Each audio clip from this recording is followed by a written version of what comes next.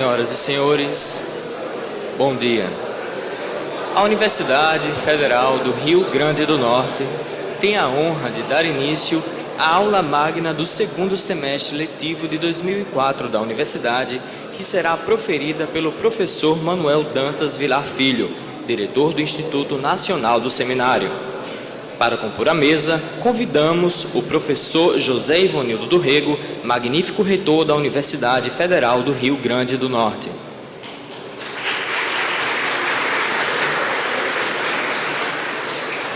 Professor Manuel Dantas Vilar Filho, diretor do Instituto Nacional do Semiárido e conferencista nesta manhã.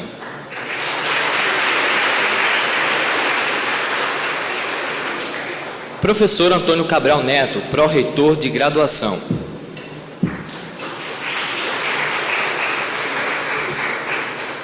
Professor Ranque dos Santos Silva, diretor do Centro de Biociências, representando nesta solenidade os demais diretores de centro. Professor e jornalista Walden Madruga.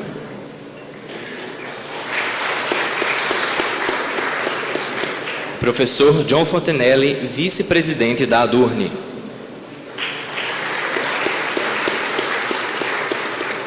Senhor João Alves de Souza, presidente da AFURN.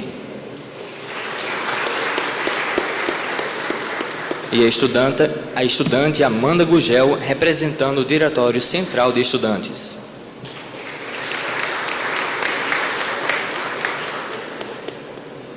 Gostaríamos de começar nossas palavras cumprimentando e dando as boas-vindas ao professor Manuel Dantas Vilar, que é o nosso palestrante de hoje, vai proferir a nossa aula magna e é diretor do Instituto Nacional do Semiárido. O professor Antônio Cabral Neto, que é o nosso pró-reitor de graduação, em cujo nome eu quero cumprimentar todos os pró-reitores e dirigentes universitários aqui presentes.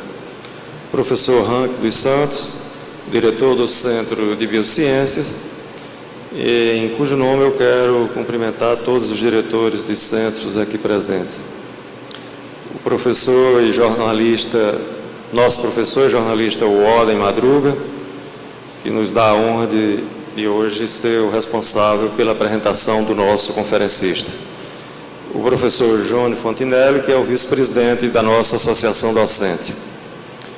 O servidor João Alves de Souza, o psicólogo João Alves de Souza, que é o presidente da nossa associação dos funcionários, a FURN. A estudante Amanda Gugel, que aqui, com muita honra, representa o Diretório Central dos Estudantes. Visitantes de outros setores que estão aqui hoje para assistir a nossa aula magna, meus caros alunos, de forma muito especial aos alunos que estão entrando na universidade este ano. Com imensa satisfação que abro esta solenidade, dando as boas-vindas a todos os presentes, em especial ao nosso ilustre convidado, o professor Manuel Dantas Vilar Filho. que irá proferir a aula inaugural do semestre letivo 2004.2 da nossa UFRN. A importância da aula magna, tradição que a UFRN ora resgata e pretende manter a cada início de semestre, não se liga apenas ao fato de ela marcar oficialmente a retomada de nossas atividades acadêmicas de ensino. A aula magna simboliza ainda o momento em que, de corpo presente, damos as boas-vindas a todos os novos alunos da universidade, de quem tanto esperamos e em quem depositamos a nossa total confiança. Trata-se, portanto, de um momento de congraçamento e de reflexão sobre um tema de interesse o mais amplo possível, que possibilite a cada um dos presentes o devido rebatimento das questões aqui colocadas, nas suas respectivas áreas de atuação. Gostaria de agradecer imensamente ao professor Manuel Dantas Vilar Filho, diretor do recentemente criado Instituto Nacional do Semiárido, pela presteza com que atendeu ao nosso convite para proferir a aula de hoje. Ele que é nacionalmente reconhecido como um dos maiores especialistas nas questões ligadas ao semiárido do Nordeste brasileiro e que vem desenvolvendo, há mais de 30 anos, um notável trabalho para ressaltar o potencial de alta sustentabilidade do sertão nordestino, sobretudo na área de caprinocultura. Quero agradecer e destacar mais uma vez a presença dos pró-reitores, diretores discentes, professores, servidores técnico-administrativos e alunos da nossa universidade. Agradeço ainda a disponibilidade do jornalista e ex-professor da nossa UFRN, o Alden Madruga, que atendeu ao nosso convite para voltar a esta casa, que permanece sendo sua, e saudar o nosso convidado. Passo a palavra, portanto, ao professor Alden Madruga para proferir a saudação.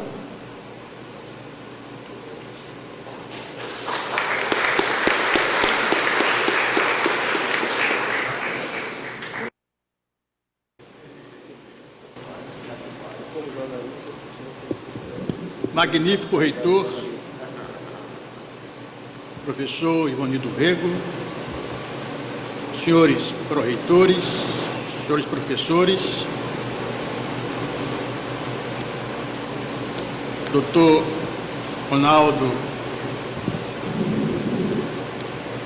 Alencar, secretário da Agricultura do Estado, aqui presente, meus amigos, meus ex-colegas da universidade, estudantes, minhas senhoras, meus senhores,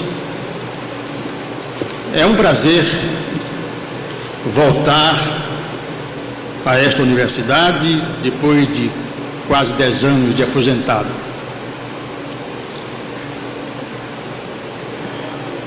E é um prazer muito especial participar dessa solenidade, com a incumbência de fazer uma apresentação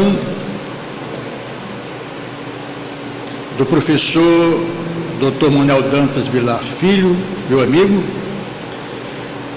nesta aula magna, abrindo oficialmente o semestre letivo desta universidade.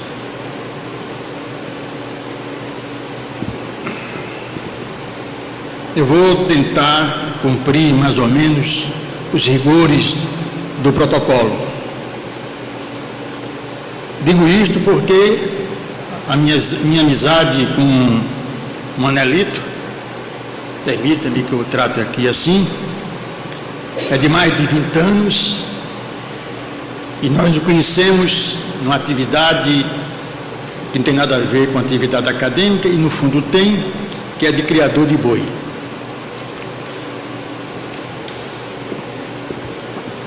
Manuel Dantas Vilar Filho é engenheiro civil pela Escola de Engenharia da Universidade Federal de Pernambuco, turma do ano de 1954. Fez o primário no grupo escolar Félix Daltro, de Taperoá, região dos Cariris paraibanos, onde nasceu e vive. Fez o ginasial no Colégio Americano Batista de Recife, turma de 1951. Em seguida, o colegial na Escola Técnica do Recife, concluinte de 1954, de onde saiu com o diploma de técnico em pontes e estradas. Anel de engenheiro no dedo, tomou os caminhos da vida, enfileirando empregos e funções. Foi ser candango em Brasília, engenheiro-chefe da divisão de distribuição do DAI. Isso em 1960, vésperas da inauguração da nova capital, sonhada e realizada por Juscelino. Um ano depois estava de volta ao Nordeste, agora nos quadros da Sudene, onde foi engenheiro de sua divisão de hidrologia e logo em seguida assessorava a Companhia de Águas e Esgotos do Nordeste, a CAEN. O chamamento da terra foi muito forte e em 1966 regressava a Paraíba para ser assessor na área de saneamento do governo do Estado. Foi fundador e o primeiro diretor-presidente da Sanecap, que era a empresa de saneamento da capital paraibana. Como também foi fundador e seu primeiro diretor-presidente da CAGEPA, Companhia de Água e Esgoto da Paraíba, de 1968 a 71, governo do Dr. João Agripino Maia. Em 72, consultor do então BNH, Banco Nacional de Habitação, atuando na área do sistema financeiro de saneamento. O Dr. Manuel Dantas Vilar Filho fez também carreira acadêmica, iniciada em 1961, quando foi professor assistente da cadeira de saneamento da Universidade Federal da Paraíba, e logo em seguida, de 62 a 65, titular de hidráulica teórica. Hoje é professor licenciado de saneamento e abastecimento de água da Universidade Federal da Paraíba. A partir de 1972, passou a se dedicar integralmente às fazendas Carnaúba e Pauleite, no município de Itaperoá, onde cria, com técnica, ciência e arte, duas raças de gado bovino, oriundos da Ásia, o Guzerá, da Índia, e o Sindhi, do Paquistão. Aquelas terras que têm a sua ecologia assemelhada com o semiárido nordestino. Raças zebuínas chamadas de dupla aptidão, pois produtoras de carne e leite. Além dos zebus, as fazendas Carnaúba e Pauleite são verdadeiros santuários onde se cria ovinos e caprinos da mais legítima genética nativa, as famosas raças ovinas Barriga Preta e Cariri, e as caprinas leiteiras Parda Sertaneja, Parda Branca, Preta Sertaneja. E aqui já se manifesta o trabalho do pesquisador incansável, feito em cima de raças nativas de nome não menos famosos e sonoros, como Moxotó, Canindé, Gurgueia, Repartida, tão fixados na memória do sertanejo nordestino.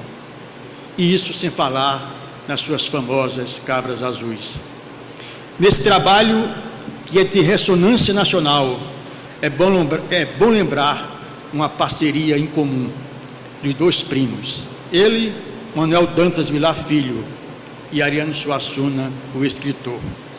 E aqui é bom se destacar, no meu entendimento, uma cumplicidade estética, de profunda raiz telúrica, certamente uma parceria mais importante do que, mesmo que não se afaste dela, da parceria econômica. Na sua atividade agropastoril, o Dr. Manuel Dantas Vilar Filho tem usado de toda a tecnologia aplicada ao campo, desde a mais primitiva, como a da fenação, que ele chama da prática bíblica, usando o capim-búfalo australiano, cujo cultivo ele introduziu na região e que já é bastante praticado por criadores do Rio Grande do Norte. Usando também tecnologia moderna do bagaço de cana hidrolisado por via química, como suporte forrageiro para seus rebanhos, principalmente na época da estiagem da seca braba. A fazenda Carnaúba não é uma fazenda comum, é uma fazenda incomum. Ela é um centro, e aqui eu quero abrir parênteses para dizer isto, ela é um verdadeiro centro de pesquisa. Manuel tem feito lá experiências que hoje são adotadas em vários centros pecuários do Brasil, totalmente no Nordeste. É um ponto de confluência de pesquisadores brasileiros, professores universitários, cientistas, políticos e administradores. No copiar da sua casa, tem se reunido gente de toda parte do Brasil para discutir problemas da maior seriedade ligados ao campo. E eu faço isso com uma obrigação didática de dar informação a vocês jovens de que lá no Cariri paraibano, no sertão da Paraíba, existe uma propriedade privada que faz um trabalho que muitas universidades não conseguem fazer. Manuel é sócio honorário de várias associações de criadores do Nordeste e do Brasil, entre elas a Associação Norte-Grandense de Criadores, a ANORC, conselheiro de outras associações, diretor delas, paraninfo de cursos universitários, palestrante de conferência por estes Brasis afora. Sua presença é muito solicitada todas as vezes que se discute a questão da pecuária, do campo, do crédito rural, dentro e fora do Nordeste. Ele foi o palestrante do primeiro grito da seca, realizado em Lages, no Rio Grande do Norte, em 1998. E ultimamente é visto debatendo esses temas nas comissões técnicas da Câmara dos Deputados em Brasília. Quando eu falo em Lages, eu abro aqui também um parênteses para dizer da profunda ligação que Manuel tem com o Rio Grande do Norte, com os criadores do Rio Grande do Norte, além de ligações familiares, como veremos mais adiante. Manuel Dantas Vilar Filho descende em linha reta dos Dantas, do norte de Portugal, gente do Minho e do Doiro, e que aqui chegaram no começo dos anos 700 para desbravar os sertões do Nordeste. A história está registrada por vários autores, entre eles José Augusto Bezerra de Medeiros, Manuel Dantas, Felipe Guerra, Olavo de Medeiros Filho, todos rio-grandenses do Norte, e Dorival Teixeira Neto, da Paraíba. Dorival Teixeira Neto conta no seu livro Taperoá, Crônica para a sua História, aspas, os Dantas vieram do norte de Portugal. O sobrenome é geográfico, porquanto José e Manuel, irmãos, e Caetano, filho de Manuel, eram naturais de Poço Dantas, entre o Minho e o Doiro. Desembarcaram no Rio Grande do Norte e se encaminharam para o Piauí por volta de 1724.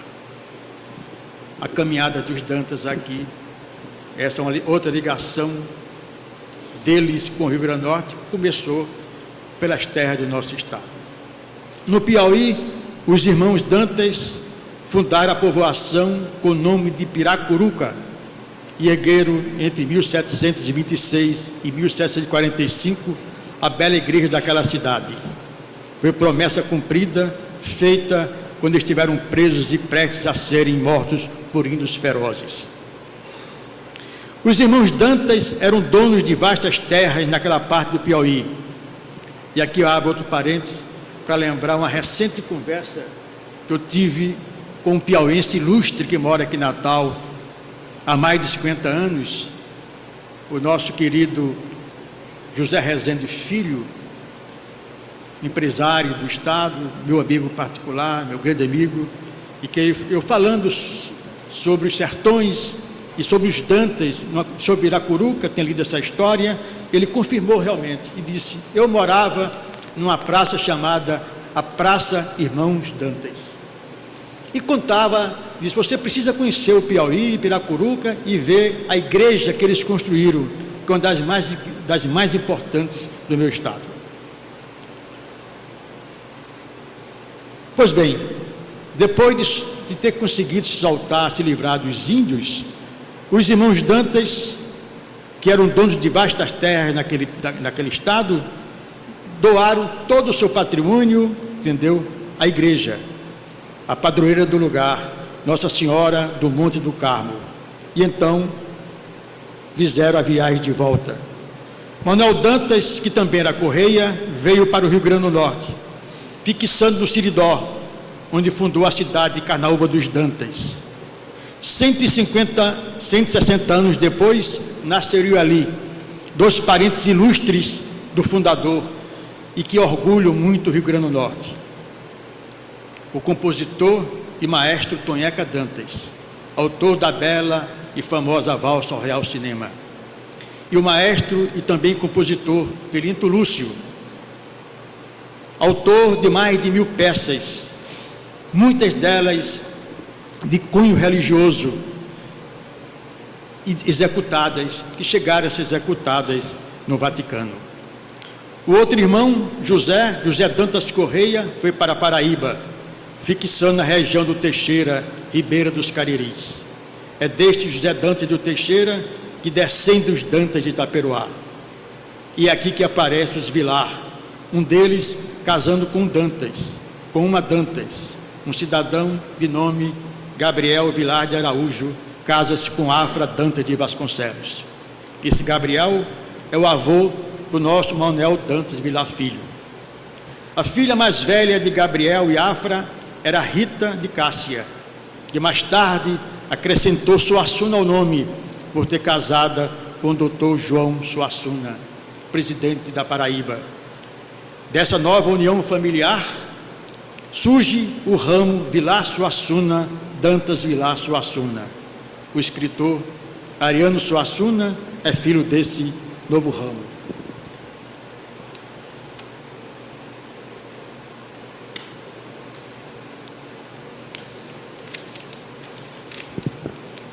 Abro aqui um espaço para falar ligeiramente sobre os Vilar. Os Vilar teriam sua nascença nas Arábia, dizem os pesquisadores e as lendas, e às vezes as lendas que são a poesia da história chegam a ser mais agradáveis do que a própria ciência.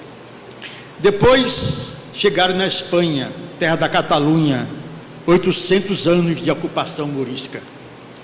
Há um arquiteto em Barcelona com registro em 1982, Francisco Vilar, que teria iniciado a construção da monumental Igreja da Sagrada Família. A notícia já em 1600 da presença dos Vilar em terra de Portugal, quase na divisa com a Espanha, está a cidade de Vilar Formoso, fundada por eles, próximas de Guarda e não muito distante da Serra da Estrela, dos famosos queijos de leite de ovelha. José Saramago lembra da cidade de Vilar Formoso, aspas: o viajante é um salta-rios. Apenas neste lance que o levará a perto de Vilar Formoso, só nele, sem contar com o resto do caminho, passa um ribeiro afluente do rio Noemi, Ribeira das Cabras. Que nome sugestivo. Os Vilar portugueses que vieram para o Brasil chegaram pelas praias da Paraíba no século XVI. Um deles, de nome Bento da Costa Vilar, deixou o litoral e foi cuidar das terras do Cariri, fixando-se na Ribeira do Itaperoá. E a partir daí, pelas uniões sucessivas e matrimoniais, os Vilar foram se espalhando pelos sertões e entraram pelo Rio Grande do Norte. Há várias ramificações lá e cá. Parafraseando João Guimarães Rosa, os Vilar e os Dantas estão em toda parte.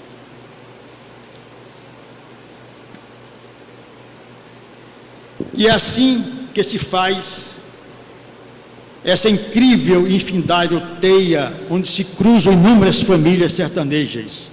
Uma característica marcante do Siridó: os Dantas, os Correia, os Medeiros, os Araújo, os Vilar, os Pereira, os Nóbrega, os Galvão, os Lopes Galvão, os Bezerra, os Azevedo Maia, os Maris, os Faria, os Lamartine, os Brito Guerra, e cada um se misturando com o outro.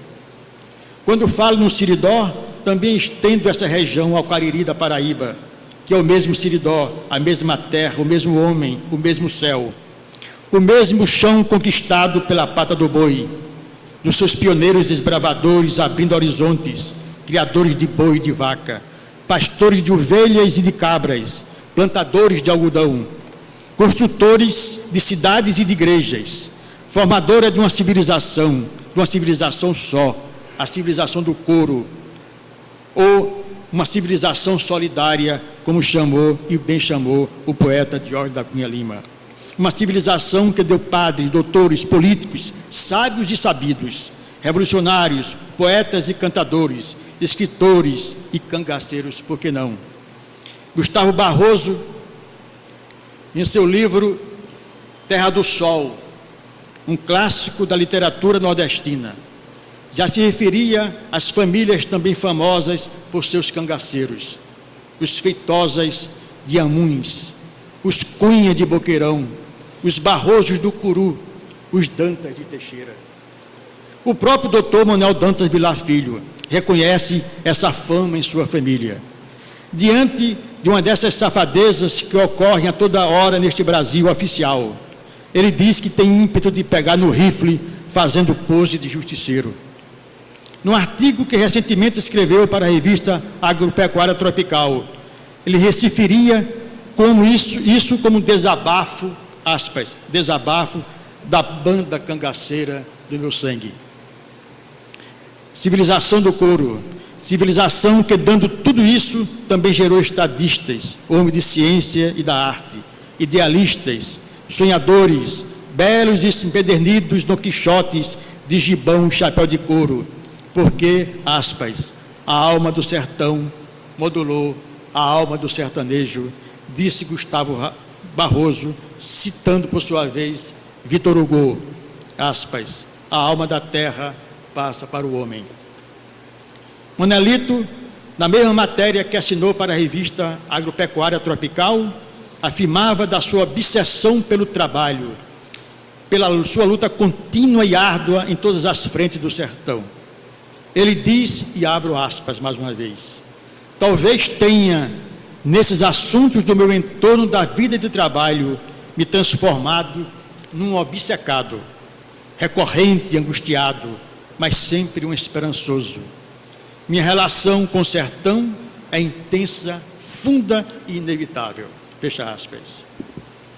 Depois de contar essas histórias todas, peço permissão para prestar minha homenagem ao meu querido amigo Manuel Dantas Vilar Filho, meu estimado e sempre admirado Manelito, e homenageio todos os sertanejos de sua fibra, criadores de uma nação, dizendo aqui um poema de um outro sertanejo, este de Limoeiro do Norte, Ceará, um grande poeta, Vigílio Maia. Título do poema, Em Memória. Pelas brenhas do século XIX, meu trisavô, avô do meu avô, pai do meu pai, encorado, com poucas letras, e talvez sem nunca ter visto o mar, adjutorava na construção deste país, sem saber nem suspeitar, quão cobiçosos olhos espichavam para cá. Agora, tanto tempo depois, tocou-me a mim lhe dizer este verso. Quem no chão desta caatinga devagar o ouvido encosta, escuta fatos de outrora, sob um sol que tudo tosta, e lá bem longe um lamento que vai aboiando ao vento. Manuel Fidelis da Costa. Obrigado.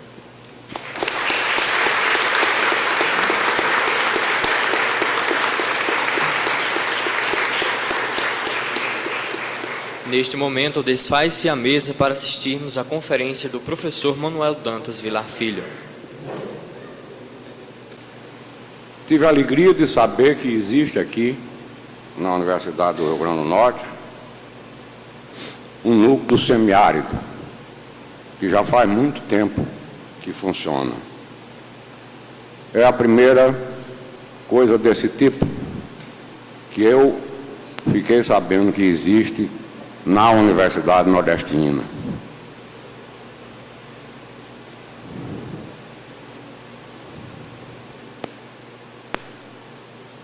Bom, devo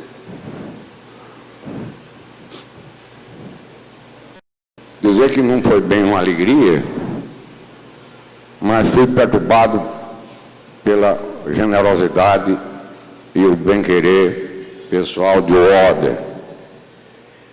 E a outra grande alegria é estar aqui hoje nessa sala. Uma das coisas que eu tenho saudade, depois que eu fui embora para o sertão, é da escola politécnica. Era uma atividade muito amada minha, ensinar engenharia para os estudantes. E hoje eu estou vendo aqui muita gente, estudante universitário, em cima de quem eu sublimo os filhos que eu ajudei a botar no mundo. E basta minha presença e meu contato com eles para me relembrar o tempo amado em que eu trabalhava também na sala de aula da Escola Politécnica, lá em Campina Grande. Porque eu tenho uma convicção, eu tenho consciência de que a minha geração, em larga medida, perdeu a briga do Brasil. É por isso que vocês, a geração seguinte, têm uma responsabilidade maior do que a minha, que não soube ganhar a briga pela construção do Brasil. Vocês têm que resgatar esse acerto negativo. E em relação ao Nordeste e ao semiárido, tem que resgatar todo um passado negativo, de alienação e de menosprezo e de equívoco. Bom, o UODER já contou ali o percurso da minha vida de serviço. Eu fui embora para o sertão por morte desavisada de meu pai. Assumi a fazenda que ele tinha lá sem considerar isso uma condenação. A relação que eu desenvolvi com o semiárido é essa expressão que o UODER transcreveu de um texto que eu fiz para uma revista. Ela é intensa, funda e inevitável. Bom, e de antemão eu quero prevenir vocês que esse envolvimento é tão fundo, tão forte, me condiciona tanto, que às vezes falando sobre esse negócio da seca e do semiárido, eu corro o risco de ficar enfático ou maçante. Se isso acontecer, vocês me perdoem. É um exagero natural dos crentes, dos que tentam resistir ao desencanto. Eu terminei me convertendo no monomaníaco. Eu me compenso disso, praticando a cortesia da clareza sobre esses assuntos da seca e da vantagem de não perturbar a mania dos outros. A minha experiência de trabalho na terra seca do Cariri de Itaperoá, em boa medida, foi um esforço solitário,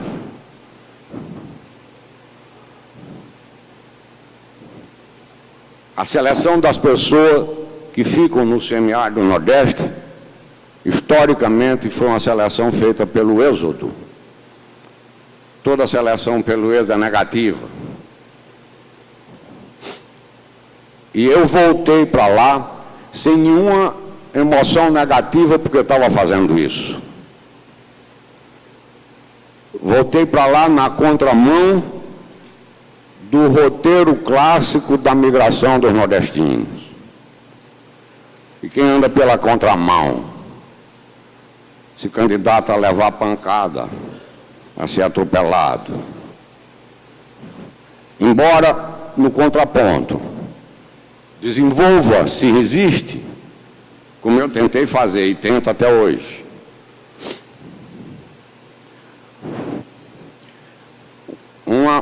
Uma forma de coragem típica dos sertanejos.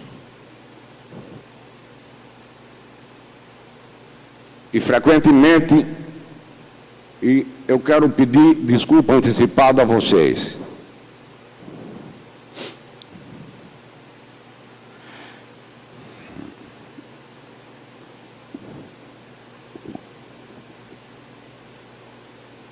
Eu marco as histórias que eu sei contar do sertão, num tom pessoal, às vezes forte, que contém travos de rigor e do pecado da ira, na fronteira de quem frequentemente eu me encontro, e que por mais que eu resistisse, for aderindo à minha expectativa e ao meu sentimento de lidar na ponta da linha com o equívoco e o menosprezo histórico em cima daquele mundo áspero, possível, bonito e maltratado do sertão da Zona Seca do Nordeste. Eu quero que tenha, e a minha intenção, estimulado pela alegria de saber que aqui existe um núcleo universitário voltado para o semiárido. Para mim é uma grande novidade saber disso. Eu fui da universidade, de corpo, mente e alma. E depois desse tempo inteiro no sertão, uma coisa eu entendi e enxerguei. Hoje, ocupado com essas atividades do Instituto do Semiárido, a respeito de qualquer assunto relacionado com as zonas secas do mundo, sobretudo, se você começa a entrar buscando informação e conhecimento, você termina chegando necessariamente numa universidade.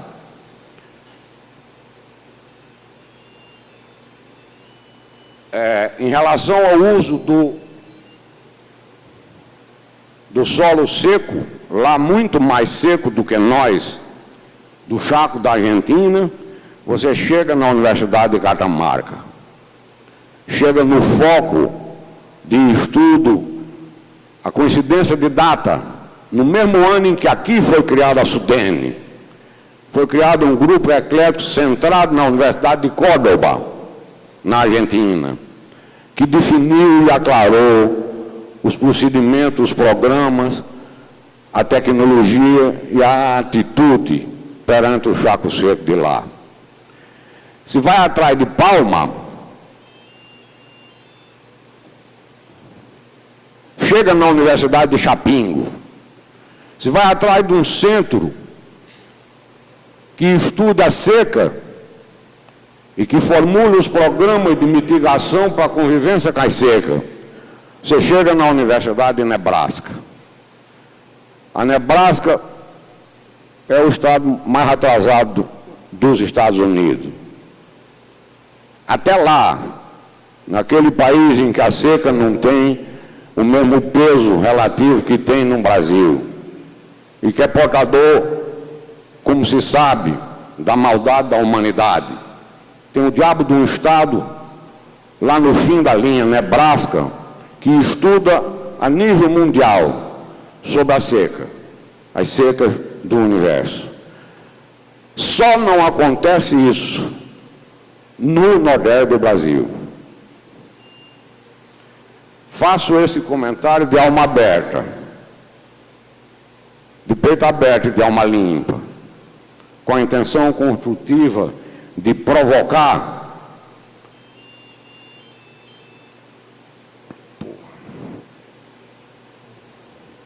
porque não acredito que a gente tenha outra saída, pensando no Nordeste seco, no seu semiárido, nas suas potencialidades no seu povo, que não seja a partir da ação articulada e consequente das suas instituições universitárias.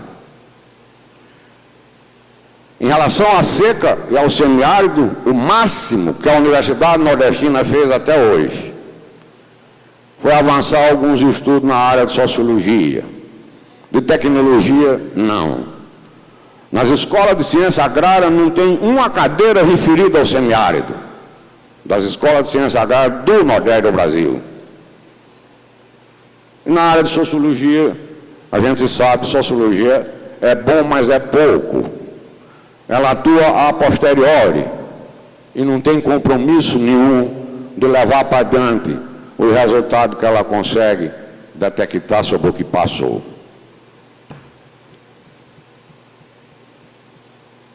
E é curioso, entre as zonas de seca do mundo, nenhuma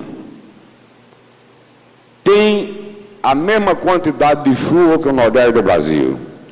É a que tem a vegetação natural mais rica e é a que abriga maior densidade de população. Basta essa leitura global para você entender o grande potencial que o Nordeste das secas do Brasil tem.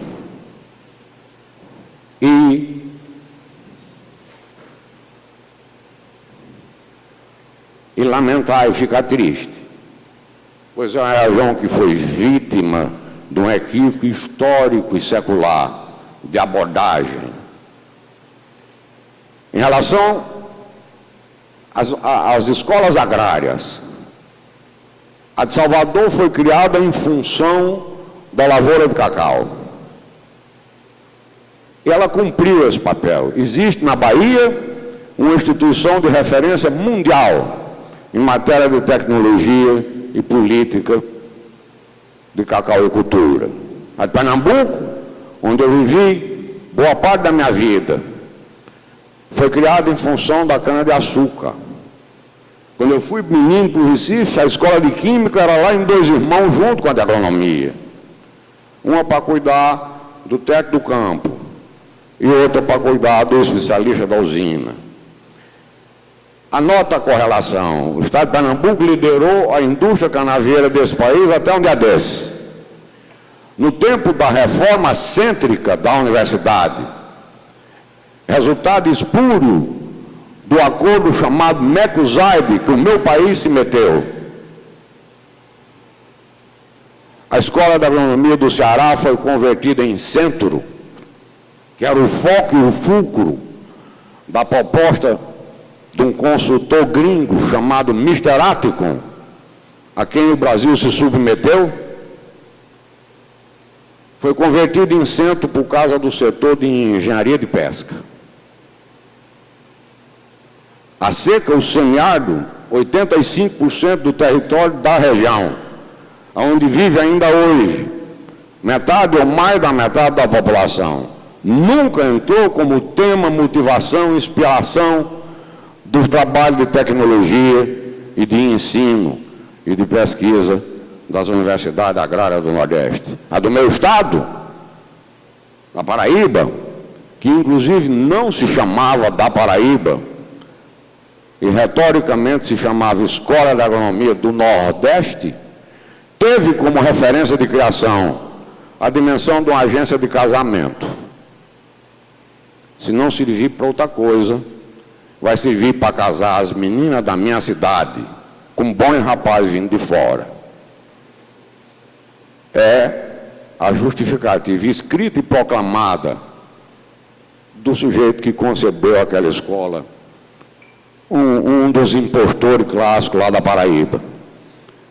Pois bem, aliás, a última vez que eu fui contar essa história, porque de primeiro eu me acanhava, eu só falava mal da Paraíba, se só tivesse paraibano, e depois de velho eu estou perdendo a vergonha, foi lá na exposição de Currais Novos.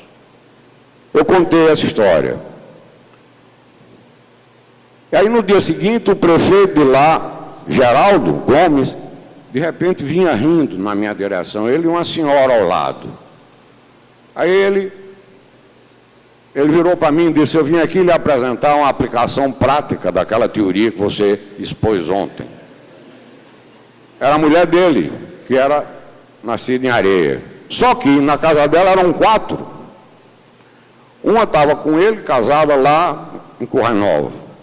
A outra estava na Rondônia, uma outra em São Paulo e outra no Mato Grosso. Cada uma com um agrônomo que foi estudar em Areia, bem cumprindo a finalidade com a qual ela foi concebida. Seco e semiárido, não tem uma cadeira. Bom, Carlos Newton, professor Carlos Newton, meu amigo, me disse que queria que ficasse um tempo sobrado para eventual debate e pergunta. Isso me tranquilizou um pouco e me policia para eu não ficar aqui falando demais de assunto de menor de interesse subjetivo. Então, eu vou tomar uma dimensão meio didática, porque aqui no Nordeste, desde o tempo do Império, quando as suas secas começaram a ter repercussão política e social no país, só se estudou a água, nunca se estudou a seca. Tá certo? Aliás, nunca se estudou a seca, estuda a água. E a matriz disso foram meus colegas engenheiros civis de Dom Pedro II. Em 1874, foi destacada, o Nordeste estava metido num ciclo de seca, que depois eu vou tentar aclarar ali. O pior ano foi 77. E o segundo pior em 74. E o imperador Dom Pedro II concebeu e destacou, constituiu e destacou textual. Quando eu vi uma referência, fui ler nas atas, lá no Clube de Engenharia do Rio de Janeiro. O Clube de Engenharia desencadeou um movimento de solidariedade aos irmãos nordestinos flagelados pela seca. 1874. O imperador empalmou o movimento e constituiu o primeiro grupo de técnicos para estudar e resolver o problema da seca do Nordeste. Era a primeira seca que atingia dimensão social e repercussão política maior. Para trás deve ter tido mais muitas secas. Os índios e os animais nativos do Nordeste sabiam conviver com ela. Esse grupo técnico era constituído de 4 engenheiros civis e um geólogo. Não tinha nem um agrônomo que se encarregasse de especular sobre o uso adequado da terra do Nordeste. E eles vieram de navio, deram a volta em torno de Fortaleza, no Ceará, e voltaram para o Rio, para o Clube de Engenharia, com a solução pronta. A solução para o Nordeste é traçar uma malha de canais de irrigação. Uma malha cobrindo a região inteira. E a grande dificuldade, está lá escrito nas atas, era a precariedade dos mapas disponíveis. Dispomos apenas dos esboços cartográficos da missão Rondon. Até hoje eu não sei quem é esse Rondon. Penso que não é o outro, que foi desse século para cá e foi mais para o norte. Curioso é que essa expressão, precariedade dos mapas disponíveis, em 1874, eu vi na Sudene em 1961. A Sudene só atuaria executivamente onde fosse pioneira, onde tivesse que fazer uma intervenção de arrumação. Quando eu falo Sudene, estou falando de uma coisa que existiu até a primeira semana de abril de 64. De lá para cá, permaneceu tendo no Recife um prédio com o mesmo nome. Não tinha nada a ver com a Sudene. Sudene é essencial, básica e ampla que eu me refiro. ouvia a mesma expressão, a precariedade dos mapas. Por isso a SUDENE criou a divisão de cartografia que fez o mapeamento aerofotogramétrico e de planta do Nordeste inteiro um século depois. Bom, na manhã do quarto dia, eles já faziam 3 dias que estavam envolvidos com o traçado da malha. Na manhã do quarto dia, um engenheiro, esse eu me lembro do nome, na ata, chamado Vicente Rodrigues, disse: e a água para encher a malha? Foi o maior acarreta na reunião. E criou a expectativa de, até hoje, do Nordeste arrumar água para produzir de forma excludente, como uma solução para revogar sua seca e sua pobreza. Foi daí que nasceu a ideia de bombear do São Francisco. Apesar do mapa estar lá escrito, o São Francisco é mais perto do que o Tocantins. E foi daí o germe da ideia de bombear a água do São Francisco para revogar o clima e o ambiente que a natureza fez seca do Nordeste. Estão procurando a água até hoje. E ultimamente, quando o São Francisco já sinalizou que não tem água essa água toda, esse bombeiro do Tocantins, digo eu, lá na ponta da linha, como ainda tem o Xingu, o Araguá e outras águas, toca o trem da empulhação do Nordeste seco, até chegar no Amazonas. Água, o que eu chamo então, a filosofia da água, posta na base da estratégia de produzir no Nordeste seco, para mim foi o grande mal do Nordeste, até hoje. É uma posição simplista, intelectualmente cômoda. Está seco, vamos molhar. Arranje água e molhe, que eu tenho ciência e tecnologia decalcada dos outros países, dos outros mundos para produzir. E quantas gerações de nordestinos da seca foi vítima dessa empulhação histórica, de tanto procurar transpor água para a região, em vez da transposição das águas. O que conseguiram fazer foi a transposição sistemática do povo do sertão, estocado sob a forma de mão de obra barata, para servir ao desenvolvimento de outras regiões desse país. E o Nordeste exportou tanto, e o Sul e o Sudeste dependem do Nordeste até para importar presidente da República, não é? Pois bem, em 1978, um colega meu da Escola de Engenharia, que foi para o ITA, 78, eu já estava lá fazia 6, 7 anos. Ele encontrou um colega comum que, perguntando pelos outros, soube que eu, conforme era meu destino suposto e assumido, tinha ido embora para o sertão. Se ele vai entrar numa fria, o meteorologista daqui do CTA, acabado de concluir um estudo, ele vai se meter numa seca grande. E me mandou, recomendando, tinha um carimbo de confidencial nesse estudo, e recomendando que eu respeitasse o confidencial. Porque senão ele e eu íamos para a cadeia pelo SNI. Eu aguentei a bomba na minha mão por uns 6 meses.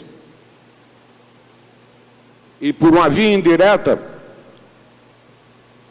quando ele ia para a minha cidade abrir a frente de emergência, um governador da Paraíba, da safra dos governadores nomeados, brejeiro de vocação e espírito, sem nenhum compromisso e nenhum vínculo com o meu mundo, ficou encantado com aquele estudo. E eu me lembro que eu propus a ele, induzido a conversar, que aproveitasse aquela ocasião para revogar a abordagem histórica, cruel, terrível, das populações e do mundo do sertão quando acontecia uma seca. Até a tribuna ele tinha, que era o Conselho Deliberativo da SUDENE. Fizemos lá uns esboços, me prestei a vir, e vim várias vezes, para tentar isso, e ao final a montanha gemia e não paria nem rato. E eu fui a ele, ele me disse: a ordem que eu recebi do Planalto foi ficar calado. E nesse meio tempo, ele só fazia elogiar o serviço que eu ajudava a fazer.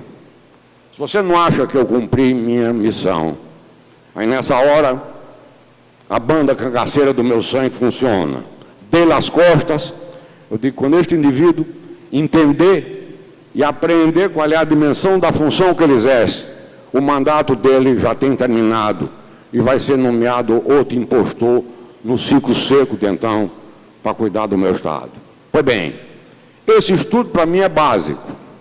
Não tem nada de meteorologia. É tão engraçado, não aguentei e via o Diário de Pernambuco, do Recife, lá para o meio de junho, julho, consultei meu colega se ele não ia para a cadeia, e pedi a ele que se eu fosse quando nada me levasse cigarro na cela, e soltei pelo Diário de Pernambuco a publicar. Aquilo provocou o brigadeiro Piva, que era o comandante do CTA. Vi, inclusive, aqui no Rio Grande do Norte, nas assembleias estaduais, esclarecer as populações que acreditassem naquilo. Porque já então o Departamento Nacional de Meteorologia tinha sido mandado desmentir. No ano seguinte, e a seca bateu, em 79. No ano seguinte, 80, tome seca de novo. E o CNPq articulou um trabalho de contestação como ciência meteorológica daquele estudo do CTA. Me lembro que nessa época o presidente do CNPq era meu colega, Linaldo Cavalcante. Toquei-lhe o dedo no telefone. E ele, lealmente, disse: a você não posso negar. Mandaram o CNPq divulgar essa contestação para evitar pressões do Nordeste sobre Brasília. Aí a gente bate na fronteira da ira, não é? E a seca aconteceu. E como aconteceu de novo, conforme a previsão do CTA, o sertão até na hora da seca é maior do que a mentira, o engodo e a impostura.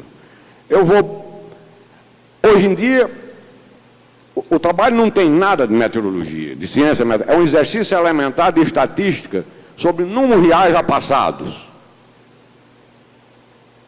e que pode ser projetado.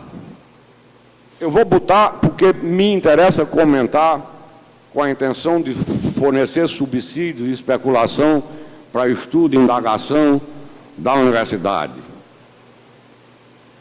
Essas informações básicas, eu vou pegar lá de trás.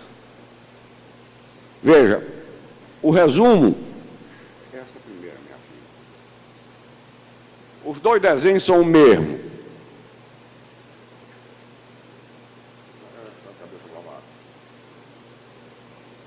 Dá a cabeça para baixo.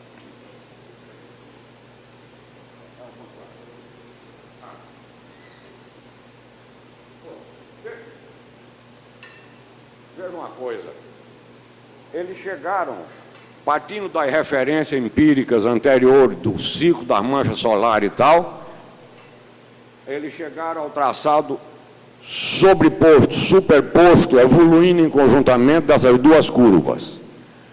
Uma senoide, a curva do seno, com um intervalo de 13 anos e o outro de 26 anos. As duas curvas evoluindo juntas. É uma série histórica desde 1849 até tá ali 78. Então, essa parte escura que está para baixo são os conjuntos de anos secos, que até esse estudo se chamava de grandes secas. Hoje ficou se chamando ciclo seco, exatamente derivado disso. Ficou evidenciado nesse estudo que, fora alguns poucos anos atípicos, tinha a cada 13 anos tem uma seca radical no Nordeste. E o segundo 13 do ano 26 já é inserido num conjunto de anos secos que se chamava as grandes secas. Bom, essa parte escura para baixo é a seca do desenho. Para cima, infelizmente, é um desenho pequeno. Não dá para condensar ele numa transferência que ficasse de forma maior. Bom, passa a outra. Então veja, agora eu estou botando isso só como subsídio, eu trouxe o exemplar e a professora do Núcleo Seco já pediu para copiar. Eles fizeram essa atualização agora em 2000, desse estudo de 78, aprofundando e refinando o tratamento matemático das curvas. E a gente já está metido agora em novo ciclo de secas. As chuvas que tivemos aqui em janeiro foram absolutamente atípicas. E a gente já está metido no outro ciclo seco. Isso foi o refinamento matemático do tratamento da série histórica da altura de chuva. Então, veja, desde esse momento que a ocorrência das secas do Nordeste já passaram a ser uma coisa passível de previsão. E dessa época para cá, da década de 80 para cá, a evolução e o avanço da ciência meteorológica a partir dos satélites e dos programas de computador está cada dia mais aproximando da possibilidade de prever com antecipação plausível a ocorrência do ano pior de seca no Nordeste.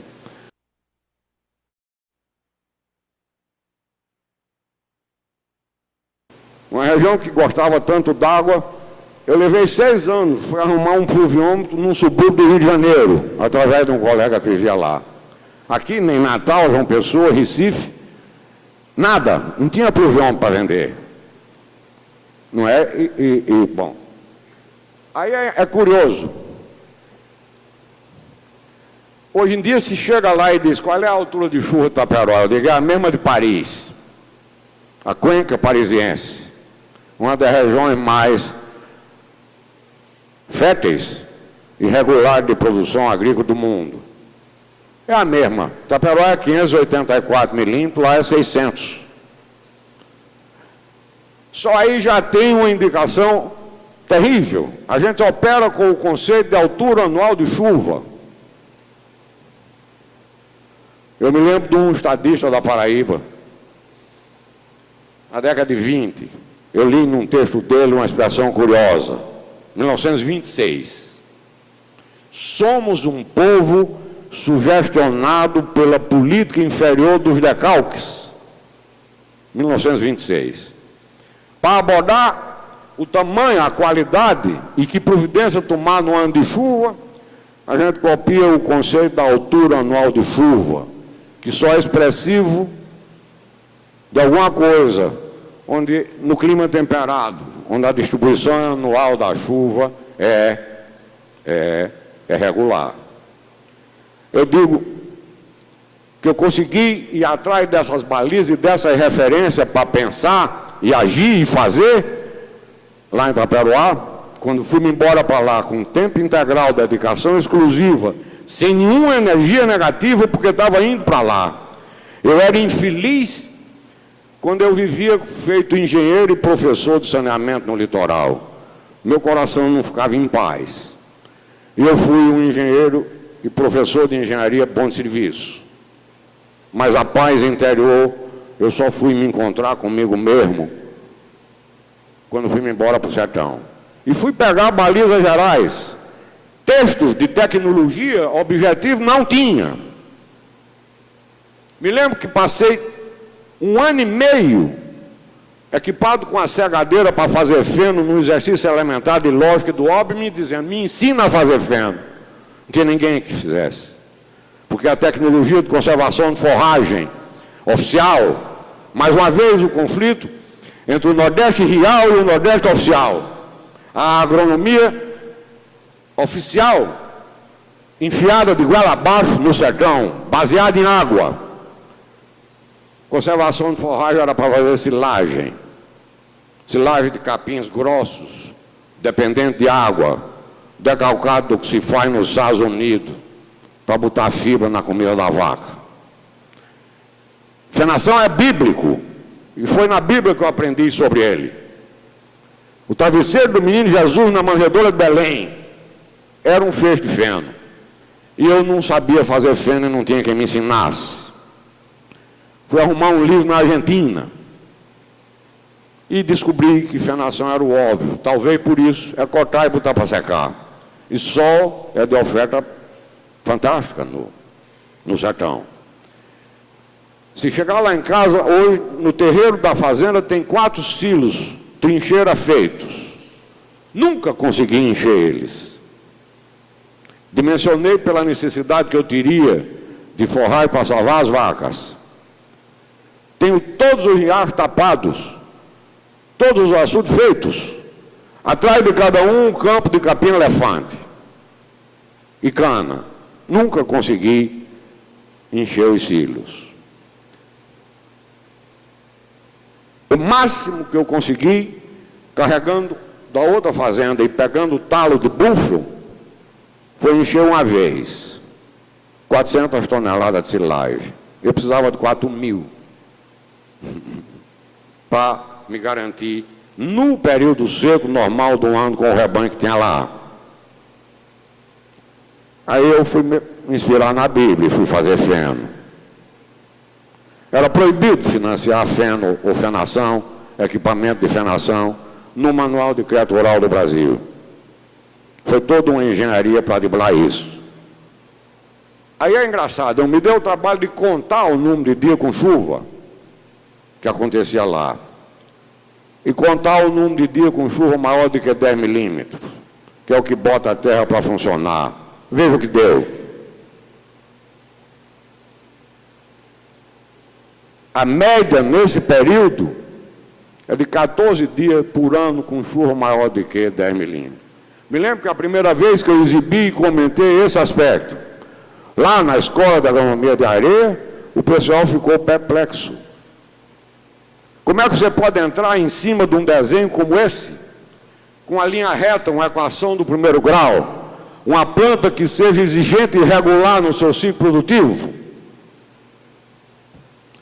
Eu aí comecei a chamar a lavoura de lá, que eu cuidei de ampliar, assim que cheguei, de lotéricas, a loteria das lavouras.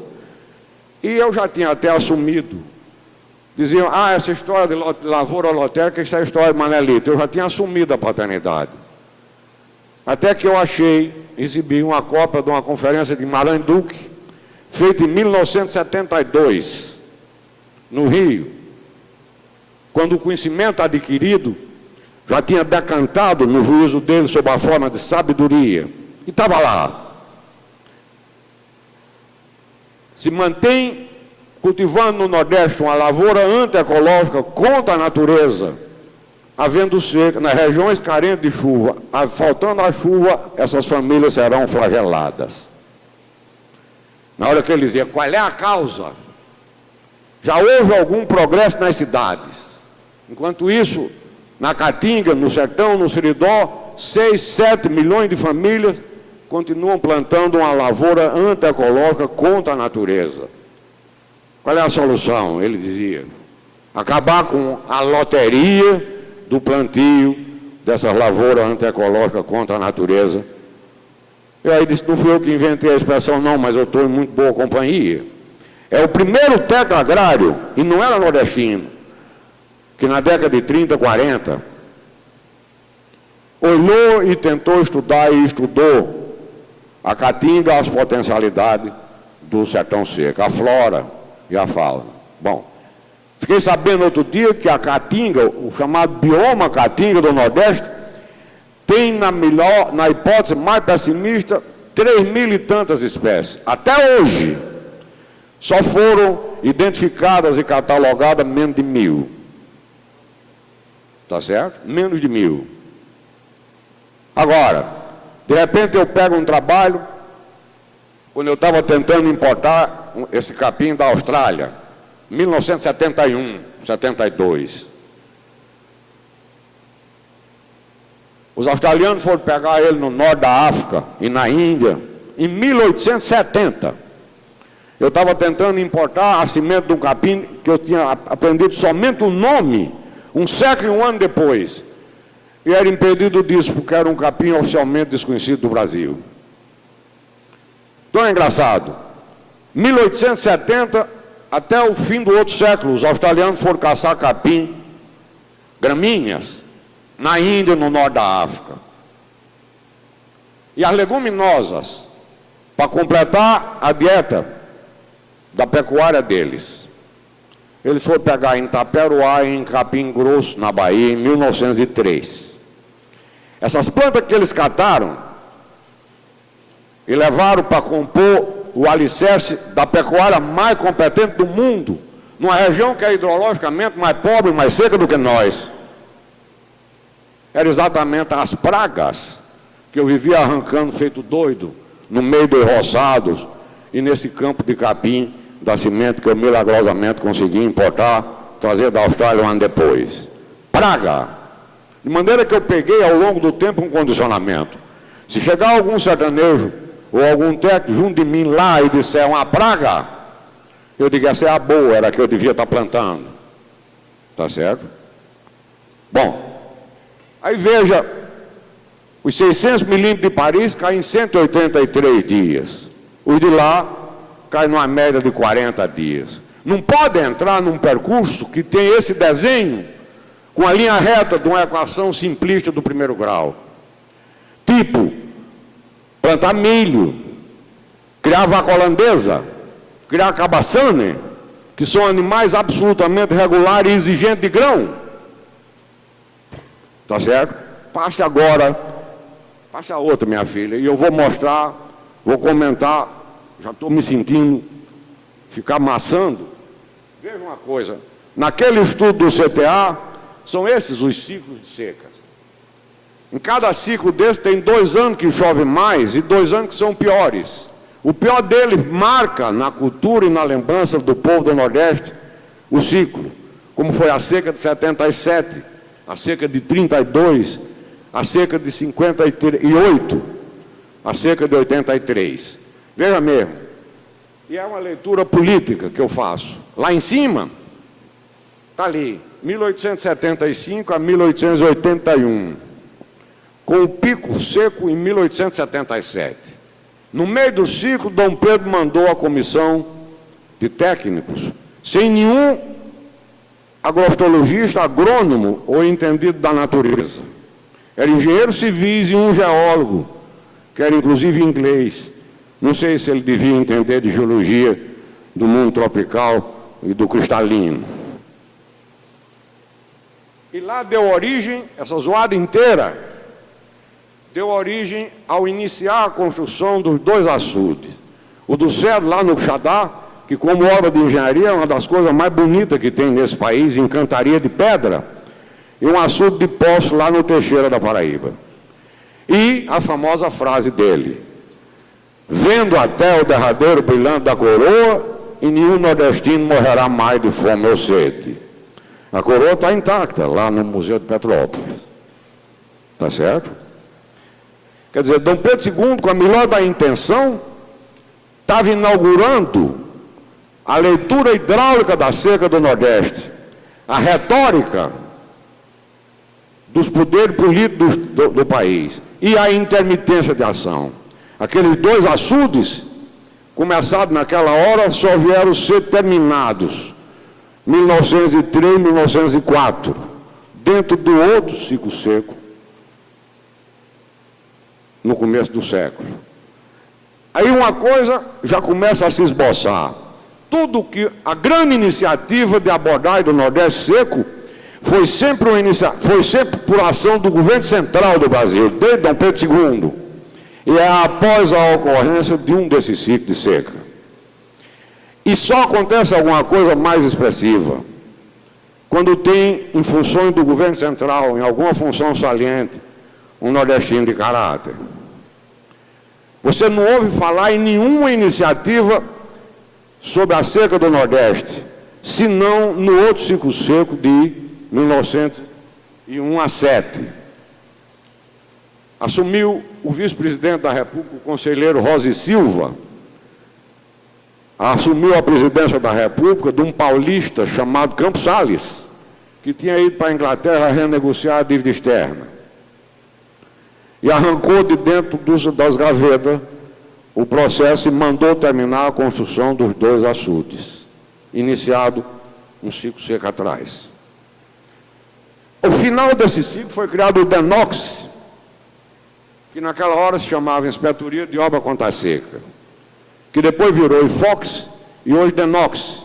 Veja, no nome tem uma insinuação de que o problema da seca é de engenharia civil e que a estratégia é a de revogação do clima mediante água. Eu nunca ouvi falar na existência e na ação nos países do clima temperado no Departamento Nacional de Obra contra a Neve. Pois bem, esse espírito do combate à seca persevera praticamente até hoje, embora já tenha permeado os ambientes intelectuais, as universidades, uma outra expressão mais significativa. Tem que conviver com a seca. Bom, então veja, você não ouve falar em nada de ação do DENOX criado em 1908, senão em 1919. Foi um dos anos de seca radical atípica no Nordeste. E coincidia que era o presidente da República, um paraibano chamado Epitácio Pessoa, que até prestava. E ele começou o processo de globalização da engenharia nacional. Contratou duas firmas, uma americana e outra inglesa, e começou a construção de todos os açudes do Nordeste, os grandes açudes do Nordeste. Começou Gargalheiras aqui, começou Oroiba, Nabuú, começou Curemas, os grandes açudes dos estados do Nordeste todo, do Ceará, Paraíba, Rio Grande do Norte. 1919. O sucessor dele mandou arquivar todas as comissões que tinham sido criadas para executar essas obras. E ele ainda ensaiou uma coisa de engenharia mais abrangente. Construiu o Porto de Natal e o Porto de João Pessoa, da Paraíba. Esse ficou reduzido a uma estaca. Uns parentes dele, que não eram de honestidade muito correta, se compuseram com esses gringos ladrões e passaram a mão no dinheiro inteiro. Mais uma vez, a seca, o Nordeste, a seca servindo de pretexto de sparring para armarem. Eu ainda vi em Gargalheira, em Acari, ainda tem lá a oficina e o prédio da Companhia Inglesa de 1919 para construir o açude, que só foi ser terminado no outro ciclo seco da década de 50. Está certo? Quer dizer, novamente, entre um ciclo seco e outro, ninguém fala na seca, e nenhum governante nordestino, até hoje, incluiu se ocupar com a seca assiduamente, como a seca é, nos seus planos de mandato do governo. Ficamos sempre na dependência de iniciativa do governo central. A década de 50, que foi outro ciclo seco, sim, na década de 30, os açudes da Paraíba foram, no ciclo seco de 27 a 33, os açudes da Paraíba foram construídos. Aquele homem, que o nome dele dá azar, era ministro da aviação. E terminou os açudes da Paraíba. A década de 50, o ciclo seco de 52 a 58 foi o mais fértil de iniciativa em relação ao Nordeste. Sem desconsiderar para trás o que tinha virado regra desde Dom Pedro II. Se esquece do Nordeste, se esquece da seca entre um ciclo seco e outro. Logo no começo do ciclo seco, graças à presença de um nordestino, um brasileiro fantástico, na assessoria econômica de Getúlio Vargas, o Dr. Romo de Almeida, era baiano. Essa assessoria econômica de Getúlio, logo na partida, criou o Banco do Nordeste, como agência de desenvolvimento pretendida para a Zona Seca. Quer dizer, mais uma vez, gestações nos úteros das secas, para a seca e por causa da seca. Essa assessoria foi quem criou Petrobras, Eletrobras, Chesf, Plano Rodo Ferroviário Nacional, BNDE. Envolveu o Exército Brasileiro com construção e criou os grupamentos de engenharia para o Nordeste. E no fim do ciclo, em 59, porque o Banco do Nordeste não soube assumir o papel de agência de desenvolvimento para o Nordeste, que não soube até hoje, foi criada a Sudene. A Sudene Foi a primeira iniciativa desde o outro século, que não era somente na leitura hidraulicista da seca do Nordeste, era uma coisa mais abrangente. E deu um grande passo conceitual, e pouco mais do que isso fez em relação à seca. Está lá nos documentos do primeiro plano diretor da SUDENE. A seca do Nordeste é muito mais uma crise na oferta de alimento à região do que uma crise na oferta de água. Conceitualmente, filosoficamente, deu um grande passo, revogando a leitura hidraulicista cômoda, simples e impossível, salvo alucinações tipo transpor água do São Francisco. Ou, se falta no São Francisco, transpor do Tocantins para produzir. Algum dia vai ter que pegar água de fora para o povo beber. O povo e os animais do Nordeste beber. Nessa hora não tem distância. Os usos insubstituíveis da água. Mas ainda precisa levar muito tempo. As águas interiores disponíveis em cada estado do Nordeste hoje são suficientes para abastecer sua população de bípedes e bichos por mais 20 ou 30 anos. Falta montar, como fez aqui, um programa racional de adução e de transporte de água, sob a ótica dos usos insubstituíveis que a água tem. Pois bem,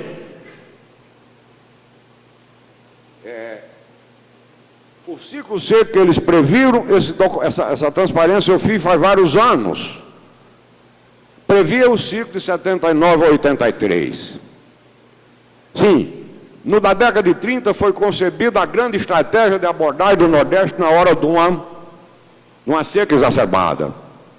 Tange a população para cavar cascalho nas estradas e deixa os rebanhos morrerem por falta de tecnologia de abordagem e por falta de política de financiamento adequada para preservar a estrutura de produção que se monta entre um ciclo seco e outro.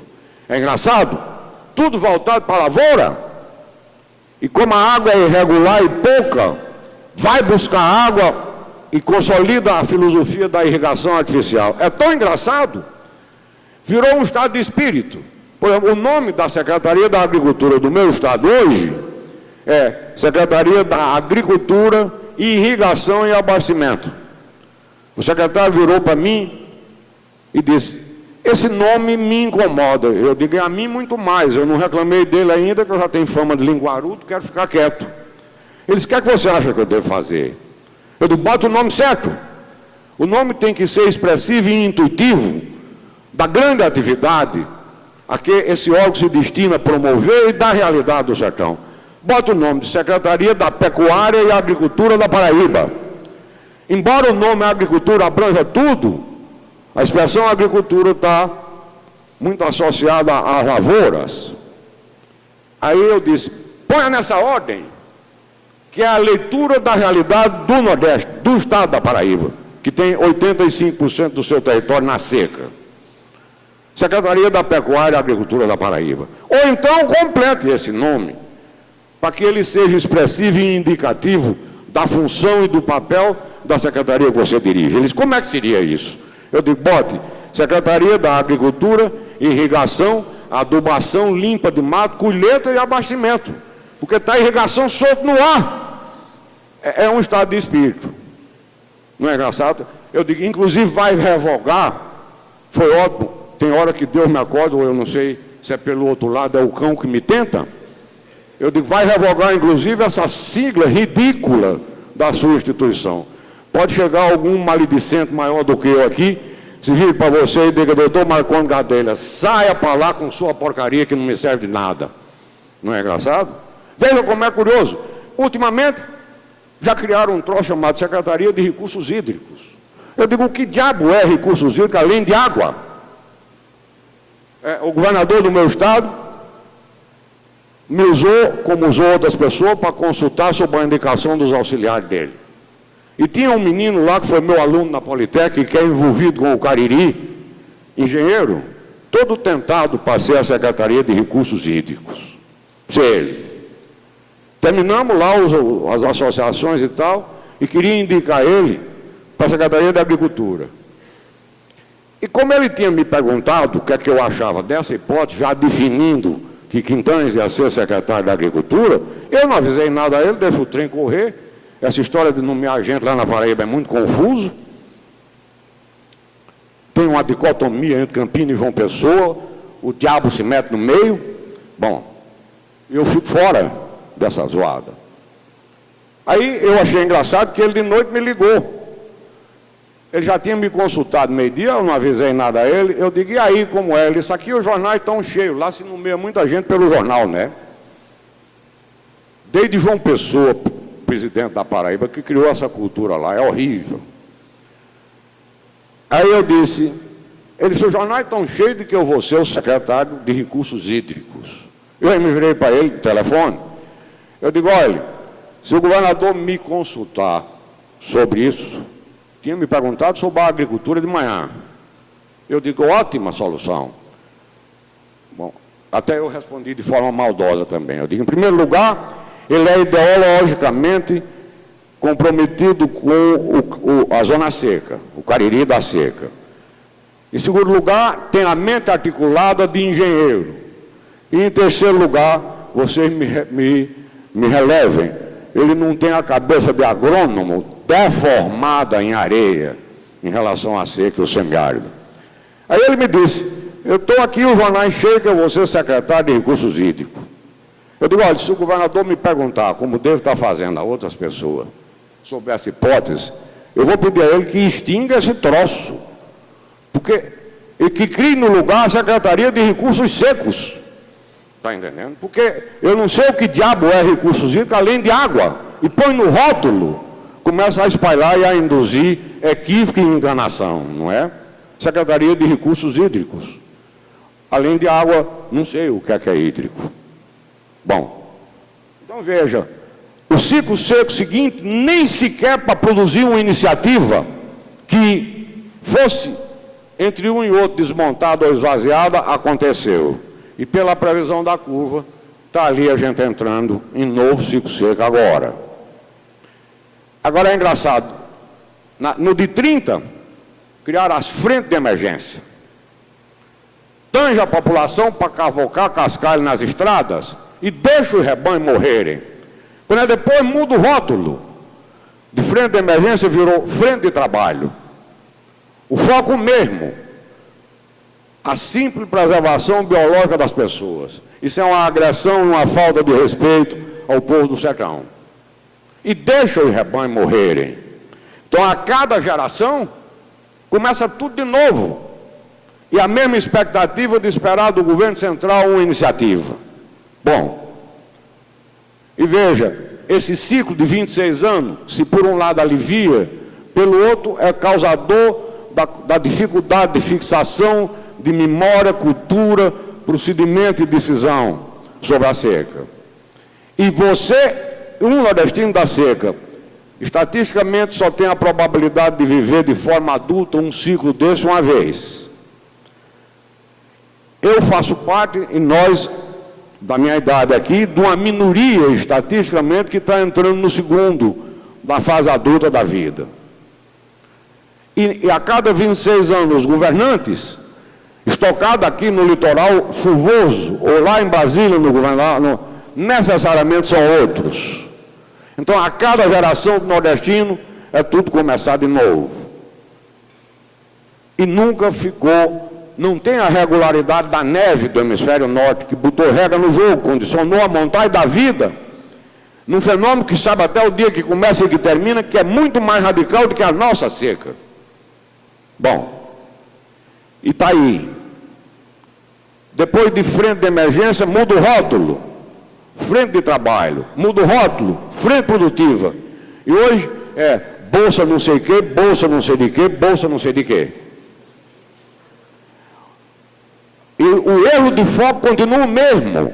Em vez de tentar preservar o trabalho possível nas glebas, mantendo o homem fixado numa postura positiva de trabalho, tange para as frentes de emergência, hoje toca para a cidade. No governo passado, em que tinha um sociólogo da Sorbonne feito presidente do meu país, com a boca godê, lá no sertão diz, homem da boca godê não merece confiança.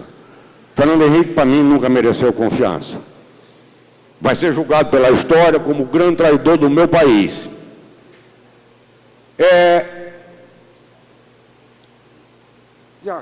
O que é que eu ia? É porque para falar mal dele eu não perco uma oportunidade. E eu ia contando outra. Sim, a filosofia oficial durante o governo dele em relação ao Nordeste, eu tenho o documento por escrito do Ministério do Planejamento. A seca do Nordeste é um problema que vai sendo resolvido devagarinho, pela migração das populações para as cidades, pelo emprego público municipal e estadual e pela previdência social. De maneira que dentro de 20 ou 30 anos, o problema da seca do Nordeste vai ser um problema pequeno e insignificante para o Brasil. Quer dizer, a filosofia do deixa morrer, tá certo? Homem da boca gorda não merece confiança, não é?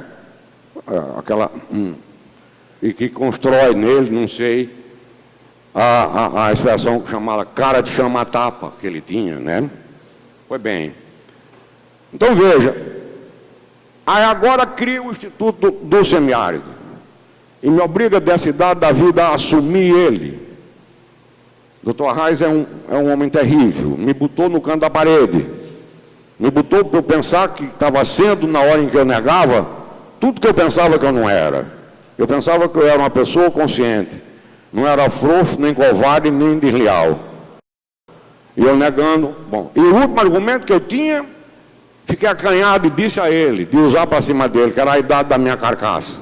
A dele é 20 e tantos anos mais velho do que eu. E como bom sertanejo, de sangue sertanejo na veia fatalista, conversa hoje como se a vida estivesse começando. Deixa para morrer no dia que está destinado. Eu tive que assumir. Meu grande medo nesse instituto, eu tenho duas certezas em relação ao instituto. Ele ou vai ser uma coisa muito ruim ou muito boa. Não tem meio termo. É a primeira instituição criada para cuidar do Nordeste que não foi posta na beira d'água, ou no litoral, ou na beira do São Francisco, como o CEPADSA. Por uma simples questão de localização geográfica, ele foi absolvido para cuidar da irrigação no Vale do São Francisco. Isso ele fez. A seca e o semiárido, mais uma vez, muito pouco. Então, e eu tenho absoluta convicção, por essa razão toda que eu tentei esquematicamente falar aqui, eu sei o que é que o Instituto não vai fazer.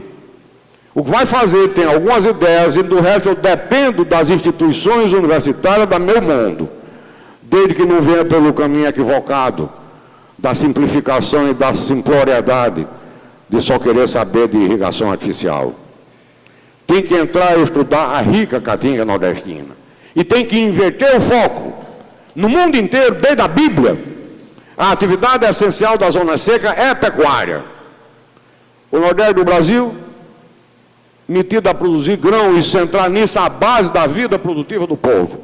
É a base da consolidação da pobreza e da miséria do Nordeste.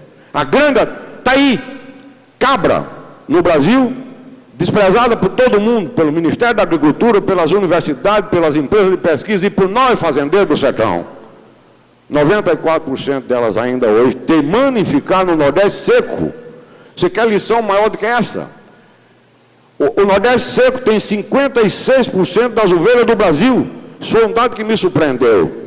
E foram desenvolvidas as únicas raças nacionais de ovelha, as deslanadas, de carne saborosa, superior e das melhores peles do mundo. Quando é nisso, por exemplo, eu vejo a universidade do meu estado e a empresa de pesquisa de lá trazendo carneiro Trops dos Estados Unidos, coberto de lã. Desprezam o material genético e na área de ovelha o estado seu é de fazer inveja, no bom sentido, aos outros. Tem umas ovelhas de cara curta absolutamente superior, material genético desperto na caatinga do sertão do Cabugi. E tem no Caicó o rebanho de ovelha Morada Nova, que o dono era orgulhoso disso, que tinha 150 anos sem entrar um bicho de fora, vinha do Zabô. Seleção pela natureza, por via de consanguinidade fixadora de atributos, Aquilo é um material genético que não tem encanto nenhum no mundo. E as empresas de pesquisa ocupadas com cabra boé e carneiro drops, o sufoco da Inglaterra. É um menosprezo absoluto. E importando plantas sem estudo prévio, no menosprezo institucional e intrínseco, a rica e valiosa caatinga do Nordeste. O Instituto vai ser nessa direção. Outro dia, dei até uma entronchada na mitologia. Eu disse, na porta do inferno, o Filho de Deus botou um cachorro de vigia, chamado Cerbero. Não foi o Filho de Deus, não, foi Caronte, o diabo, que botou. Mas eu inverti, para não deixar o cão sair. A minha intenção é que na porta desse instituto eu bote um Cerbero para não deixar o cão entrar lá. O cão em cima do instituto desce. Para mim é expresso por duas variáveis essenciais: politicagem e a alienação da academia nordestina em relação à sua seca, e que fica nessa burocracia de mestradinhos e doutoradinhos, girando em torno do seu próprio umbigo e escrevendo por norma trabalhos que, por obrigação e norma, a primeira página tem que ter um troço chamado Abic Extrato escrito em outra língua. E lá dentro, tome tais citações e sucessões, e depois dessa tal de internet, deu o diabo para poder fixar. Os pesquisadores se transformam, subverteram as referências. Em vez de ser a necessidade e o problema do produtor rural teimoso lá do sertão, eles viraram trocador de figurinha. Um faz pesquisa para o outro ler e citar na próxima revisão bibliográfica. Esse academicismo barato, equivocado, criminoso até, não deixa entrar no Instituto. Tem Cerbero, e aliás, o filho de Ariano Oden, que é artista plástico, entusiasmado com essa história que eu contei para o doutor Arraes e ele, já me garantiu que vai pintar o cachorro de 3 cabeças num quadro e vai dar de presente ao Instituto. Eu agradeço. Ótimo. Bom, eu quis com isso perturbar e provocar não somente a consciência e o brilho, e que a Universidade Nordestina deixe para olhar para o mar nos domingos e feriado. Durante a semana de trabalho, fique de costa para o mar e vamos encarar a seca, suas potencialidades, sua riqueza possível, e revogar esse destratamento histórico equivocado e criminoso. Eu, ou quem fizer como eu, voltar para lá na rota da contramão do fluxo de imigração, ganhe um grau de liberdade para olhar para a seca de lá para cá, e ganhe um grau de liberdade para refletir e tentar, sem precisar reinventar a roda, encontrar as peculiaridades e as virtudes da região seca do Nordeste, que são inúmeras, e pegar uma analogia com as outras regiões secas do mundo, onde as coisas já acontecem de forma diferente. Eu disse uma vez, era num trabalho de reciclagem dos técnicos do Banco do Nordeste, essa é a instituição que mais persiste, a Sudene já foi até extinta. O homem que concebeu o Banco do Nordeste fez uma maldade comigo, me contou a frustração dele, Dr. Romo de Almeida. Disse, nós pensávamos naquela hora, no começo do ciclo seco, na assessoria de Getúlio, ele e Jesus Soares Pereira, que a gente tinha aberto um canal definitivo que lá adiante ia revogar a pobreza do Nordeste. Vou morrer, e morreu 1 ano e meio depois desse dia, com a sensação de que paria um monstrengo. É o que persiste, a Sudene já foi extinta, descaracterizada e entortada. Eu só creio na solução definitiva do Nordeste, a partir da iniciativa individual de cada Estado, assumindo a sua própria seca. E nisso, o Rio Grande do Norte vive no Nordeste na frente dos outros estados. O estado de população mais harmoniosamente distribuída no seu território é o meu. Eu só me queixo do nome que botaram na capital e daquela bandeira negativa que fizeram lá. Inibe é como se espalhasse uma espécie de fedor no ambiente, inibidor das consciências e da cabeça. Vocês, a começar pelo nome de suas cidades, o Rais Novo, Parelhas, Pau dos Ferros, tá certo? Aqui foi dado o primeiro grito da seca. no ambiente da seca. Me lembro da discussão que queriam fazer em Natal, e os organizadores resistiam. Vão vir ministros, políticos e eminência da República. Eles vão ver a seca. E fizeram lá em Lages. Aqui foi votada por iniciativa de um parlamentar norte-rio-grandense a primeira lei de crédito rural, abordada específica para o semiárido. Lei Aloysio Alves de 1959. Só vigiu por um ano, porque o ministro da Fazenda obrigou o presidente da República a vetar a extensão do prazo. Aqui as associações dos produtores rurais existem e funcionam. A ANORC já é uma instituição de respeito acatada na sociedade. A festa do boi, que tem mais de 30 anos, é a exposição símbolo. Essa cidade inteira se envolve nela, eu vejo quando eu venho cá. Aqui foi feito o primeiro programa das adutoras, dando à água a dimensão essencial e insubstituível que ela tem, para espalhar a água. E aqui foi montado o primeiro programa do leite, abrindo inclusive um espaço para leite de cabra, com as repercussões sociais que já aconteceram nesse estado, e com a consistência teórica e intelectual que está se dando ao problema da convivência com o semiárido. Pelo amor de Deus, insisto, e faça do seu núcleo do semiárido, que para mim foi uma das alegrias que eu tive hoje, uma coisa mais consistente. E contem nessa direção com a participação essencial do Instituto do Semiárido, que deve passar a existir dentro de pouco tempo. Me relevem a minha ênfase e o cansaço da paciência de vocês. Eu preveni que era assim antes. Nos surtos de lavoura temporária tipo algodão, houve algum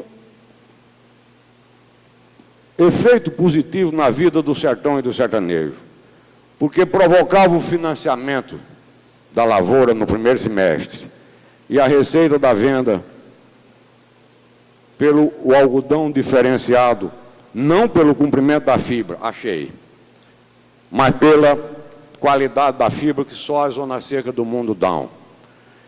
Permitia circular a renda monetária na região. E nunca se montou a estrutura de crédito rural para a pecuária do Nordeste. E crédito rural é diferente. E não tem nenhuma escola de agronomia ou de economia do Nordeste que se ocupe em estudar e formular política de crédito rural específica. Crédito rural, para usar a expressão dos economistas, é um insumo da produção. A agricultura é sazonal, a pecuária é sazonal. Então, o crédito rural tem a dimensão do insumo da produção, do mesmo quilate que a chuva, o fertilizante. E no Brasil ficou entregue à burocrata da corte, desde Dom João VI, até agora o time de alienados do Banco do Nordeste, ou de maluco do Banco do Brasil, que trabalha no crédito rural como se o Nordeste, o Brasil inteiro fosse uma nação só, pasteurizada. Pois bem, veja uma coisa. Essencialmente, a vida no Nordeste foi preservada pela sua caatinga, suas cabras, suas ovelhas sem lã, suas vacas e seus bois, que na emergência da seca aguda deixa morrer para começar de novo. Essa é a perspectiva de utilização. De repente, aumenta a área irrigável no Nordeste. Aos fabricantes de bomba e equipamento, que faz marketing e constrói e elabora a doutrina, sem nenhuma reação crítica dos institutos de pesquisa do Nordeste. Mas mesmo, às vezes diz, mas não é mais do que 2, eu digo, eu faço por 5. Sobra 95% do território do Nordeste não irrigável. Para sair dessa discussão maluca. Mas os estudos sóbrios. Agora, desse 1,5% que dá da ordem de 1.500.000 hectares, 1.200.000 é no Vale do São Francisco. Por que diabo vai ter que bombear água de lá para vir irrigar aqui em Itaperoá ou em Caicó? Pelo amor de Deus. O simples fato de ser água bombeada faz uma enorme diferença para a referência que o Brasil toma, o Nordeste do Brasil toma para formular essas coisas. Só me fala em Israel e no Arizona. A água lá vem por gravidade. E eu sou, por natureza, refratário à neve, refratário a esse falso cosmopolitismo, e sou refratário aos milagres de Sinhazinha. É o jeito que tem eu contar a história. Sinhazinha era uma tia velha lá do meu pai, ela e uma irmã que ficou cega. E a irmã cega era assinante da revista do Mensageiro do Coração de Jesus. Eu me lembro dessa revista quando eu era menino. E na página, tinha uma página da revista do Mensageiro do Coração de Jesus que relatava os milagres que aconteciam aí em nome do santo. E teve uma vez que a página estava particularmente carregada, era cada milagre de empenar. E a irmã ficava lendo para ela que tinha ficado cegada. Aí dizia, em Londres, um menino caiu do 20º andar, pegou com o santo, não sei o que, ficou fão. Em Nova York, em Paris, em Berlim, eu me lembro que tinha um em Frankfurt. E ela cega lá escutando. Quando ela acabou de ler, disse, eu não sei o que diabo tem esses milagres de Sinhazinha, que só acontece no estrangeiro. Ali pelo Teixeira e São José do Egito, não tinha nada parecido. Eu nunca vi gostar de milagre de Sinhazinha. Tá certo? Dou toda a razão a Nelson Rodrigues. E outro dia eu disse para um amigo meu que não esperava e estava me surpreendendo, vou contar o exagero, que depois dos 60 da minha vida, minha cabeça estava evoluindo numa direção irracional, que era da xenofobia. Isso é irracional, só que eu estou acreditando que não seja. Estou convencido que o meu país está precisando de um choque xenófobo para poder a outra geração chegar por justo meio e provocar o encontro do Brasil consigo mesmo. A adequação tecnológica resolvida está para lá e é 1,5%. E que já tem, o Instituto é supostamente de Ciência e Tecnologia. Então, não tenho nada contra. Produz as frutas mais fantásticas do mundo. A oferta de sol e a alternância de temperatura do Nordeste do Brasil. Numa mancha de 1,5%. A equação tecnológica para isso é dominada, é sabida, está funcionando. O processo já ganhou autonomia. Então, esse Instituto do Semiárido, eu queria que duas coisas fossem proibidas dentro dele. Falar em água e em gringo. Gringo é gente gringa. Tinha 60 consultores internacionais previstos para se apropriar desse instituto. Sertanejo escapou até hoje fazendo da fraqueza a força. E nessa hora, eu peguei, ultimamente, o aval